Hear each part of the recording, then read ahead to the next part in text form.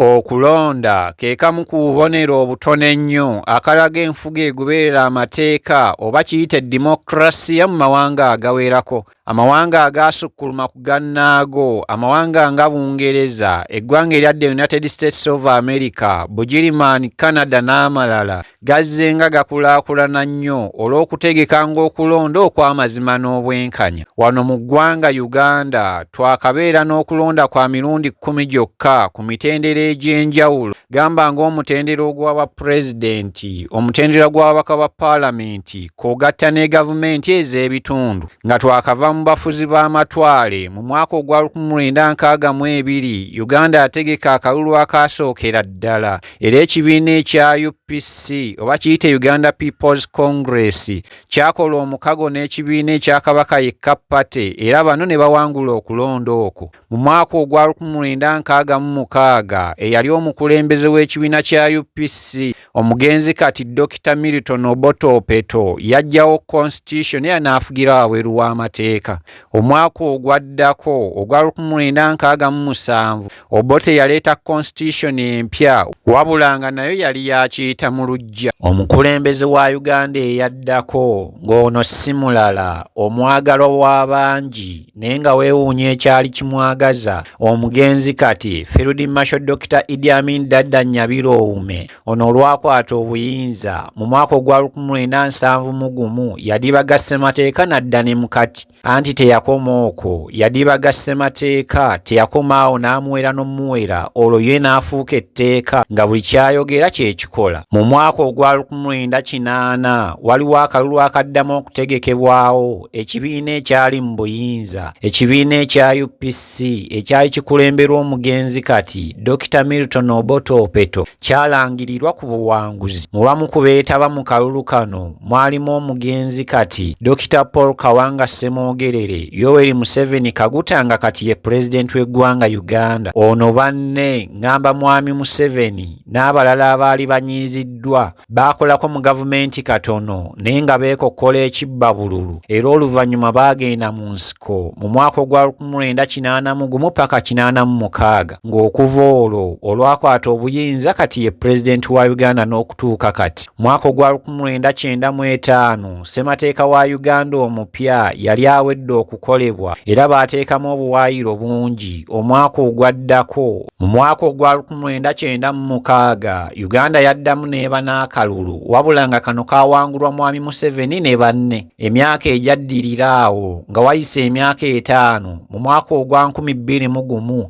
omwaka ogwa 2006, gamba nga 2011, omwaka ogwa 2016 n'akalulu akasembya aka 2021, buno bonna buzze buwangulwa Mwami Yoweri Museveni Kaguta. Kaakati nga twewolekera okulonda okw'omwaka 2026 ebintu bingi nnyo ebizize bisuubizibwa bannayuganda mu biseera by'obululu wabula nga bingi tebituukiridde. Olunaku olwaleero tusazeewo tutuukirira abantu era kamera zaffe tuzikeezezza mu bitundu ebitali bimu ne tunyumyako nabo bano abantu ab'enjawulo batubuulire ku biki ebizize bibasuubizibwa gavumenti ezize zibakulembera era batubuulire biki ebibasuubira okuva mu kulonda okwa 2026.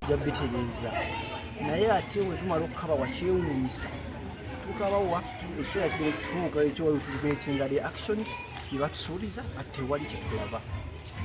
Kati naffe ne twebuuza tubongere ekisanja oba tetubongera. Netunzinaze wenda otunza n'ebigenda mu maaso, enguudo mbi zijjudde ebinnya, enkuba weetonya mwabirabye ababeewo ku mawulire, emyala gyonna gifulaadiye. Wabula ebyo nga bikyali awo, abantu bano bwe twogeddeko nabo tebalina bigambo biwoomu eri gavumenti ya Uganda. Saba Katonda ng'ambo bw'eno Uganda, Mukama Katonda gikubeko bbomu, tuse tuveemu. Tulina kye tugifunyeemu bwe kuba kusuubiza nguudo eri.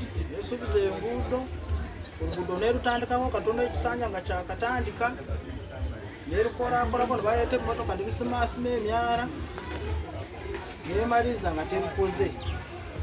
Ekisanja bwe kigwako era neddamu neereeta. Bagamba nti okulonda kwafuuka kiguumaaza nti eri azze awangula ajja kuddamu awangule kubanga y'amanyi obukodyo bw'azze ng'akozesa. Okunoonyereza nga gaabwe g'abadokita abamu